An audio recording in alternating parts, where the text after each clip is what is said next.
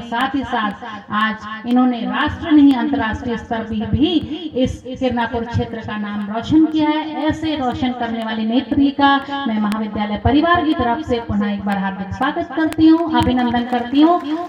और इस कोविड के ड्यूरिंग कोविड के 2 साल के बाद जो स्नेह सम्मेलन हुआ और मैम का जो इस महाविद्यालय परिवार को बार बार बहुत छोटी से छोटी चीज़ों में जितना बड़ा बड़ा सहयोग मिलता है, मैं उनका आभार व्यक्त करते हुए इस हमारे स्नेह सम्मेलन के उसमें मुख्य अतिथि के बतौर उन्होंने हमारा आमंत्रण बहुत सारी व्यस्तताओं के बावजूद स्वीकार किया, उसके लिए मैं महाविद्यालय परिवार की तरफ से आभारी हूँ। मंच पर उपस्थित हमारे विशिष्ट अतिथि महोदय माननीय मुकेश जोशी जी और हमारे जन भागीदारी समिति के अध्यक्ष राम कुमार राणा जी, हमारे जन भागीदारी समिति के समस्त सदस्यगण और हमारे प्रिय जो हमें हमेशा सहयोग देते हैं माननीय अजीत सर जी और हमारा स्टाफ, मेरे प्यारे बच्चों, और आज इस कार्यक्रम को सफल आपके बिना नहीं होता उन पत्रकार बंधुओं का भी मैं यहाँ से स्वागत करती हूँ, अभिनंदन करती हूँ। और इस तरह से छात्रवृत्ति की समस्याएं पिछले कई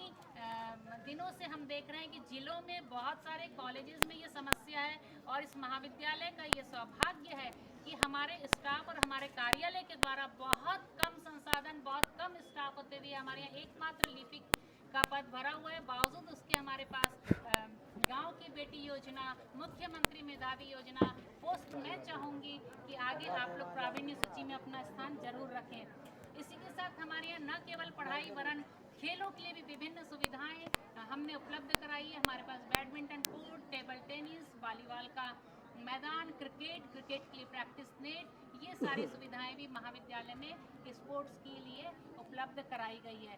इसी तरह से इस स्पोर्ट्स गतिविधि का लाभ लेते हुए पहली बार सत्र 22-23 में महाविद्यालय के इतिहास में 3 बच्चों ने संभाग स्तरीय प्रदर्शन किया और द्वितीय स्थान प्राप्त किया स्पोर्ट्स में, और 14 बच्चों ने मैराथन में भाग लिया संभाग स्तरीय उसमें। तो यह भी हमारे लिए एक उपलब्धि और गौरव के पल है कि महाविद्यालय जिले और संभाग में भी अपना नाम खेल में भी निरंतर रोशन कर रहा है।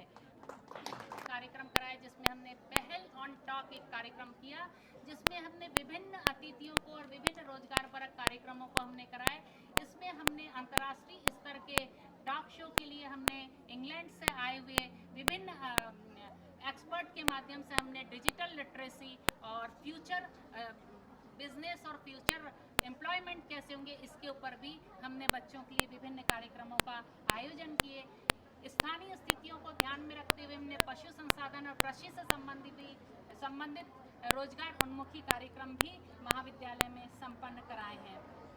इसी तरह से सैन्य सेवाओं और पुलिस सेवाओं के लिए हमने महाविद्यालय में रिगरस प्रैक्टिस बच्चों को ट्रेनिंग दी और पर्सनल। हमारे अजीत सर, हमारे वासनिक जी, सभी मंच पर उपस्थित हमारे अतिथिगण और हमारे कॉलेज के सभी प्रोफेसर्स, यहाँ उपस्थित हमारी सभी छात्र छात्राएं, सबसे पहले तो आप सभी लोगों को नए वर्ष की बहुत सारी शुभकामनाएं, बहुत सारी बधाई। आनंद सर तो यहाँ बैठे थे, आप सामने जाकर बैठ गए। चलिए, हमारे पत्रकार साथी भी यहाँ सभी उपस्थित हैं। बस निर्णायकों की सीट खाली है, वो शायद कल के लिए आज से लगा दिए क्या आप लोगों ने? हालांकि जब मैं अच्छा बच्चियों ने तैयार किया हुआ है, सब कुछ मैंने टेस्ट किया और फूलों की साज सज्जा भी मैंने देखी। मुझे मैडम ने बताया कि आप लोगों ने मेहंदी प्रतियोगिता भी यहाँ पर रखी है और भी वो बहुत सारे आयोजन वो मुझे बताते जा रही थी चलते चलते कि मैंने ये भी सोचा था कि बच्चों के साथ कुछ ऐसा गेम भी हम प्लान करें कि एक तरफ पूरे जनप्रतिनिधि रहे और दूसरी टीम में हमारे छात्र छात्राएं यहाँ पर रहे, और फिर कोई ऐसा गेम हम खेलें, चाहे वो कौन कौन सा गेम आपने प्लान किया था? जितने लोकल के गेम्स होते हैं वो सब, तो उन्होंने पूरी प्लानिंग करके रखी थी और मुझे लगता है कि यदि आप प्लानिंग को सफल कर लेते तो और ज्यादा आनंद आ जाता आपके कॉलेज में। हालांकि जो भी कार्यक्रम यहाँ पर होते हैं, मैं उपस्थित हो या ना हो, लेकिन यहाँ की गतिविधियों से हमेशा की गतिविधियां मेरी जानकारी में रहती हैं और मैं बहुत खुश हूँ कि आज इस कॉलेज के माध्यम से हमारे जो छात्र छात्राएं हैं उनकी प्रतिभाएं बाहर निकल कर आती हैं। और जब भी कॉलेज में कोई बात आए कार्यक्रम की तो यहाँ उपस्थित होने के लिए ज्यादा मेहनत आपको इसलिए नहीं करनी पड़ती, क्योंकि जब भी कॉलेज में हम आते हैं तो कॉलेज में जैसे ही प्रवेश करो तो ऐसा लगता है कि अपने खुद के कॉलेज के दिन याद आ जाते हैं। तो ये सब चीजें लाइफ में होती रहनी चाहिए। एक जनप्रतिनिधि होने के नाते जो हमारे कर्तव्य हैं, जो हमारे काम है, वो तो हमको करना ही है। लेकिन जिस तरीके से हमारी जो बच्चियां यहाँ पर आगे बढ़ रही हैं, मुझे जैसे बताया कि ये कोएड कॉलेज है, लेकिन यहाँ पर लड़कियों की उपस्थिति और यहाँ पर जो दर संख्या लड़कियों की सबसे ज्यादा है, लड़कों पर भी भारी पड़ती है। तो वैसे एक निगाह में कोई देखेगा बाहर से आने वाला तो कहेगा ये गर्ल्स कॉलेज है, कोई इसको कोएड नहीं बोल सकता। तो बहुत खुशी की बात है ये, क्योंकि एक समय में बच्चियों को पढ़ने के लिए हमको फोर्स करना पड़ता था, सरकारों को योजना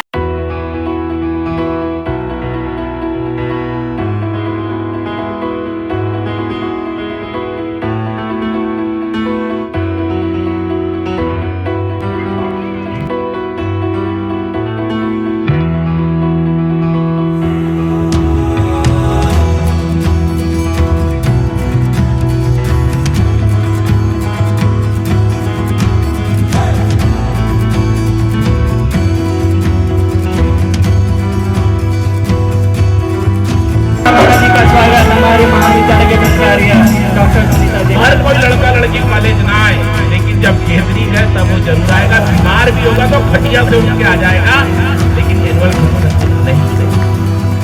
उसका कारण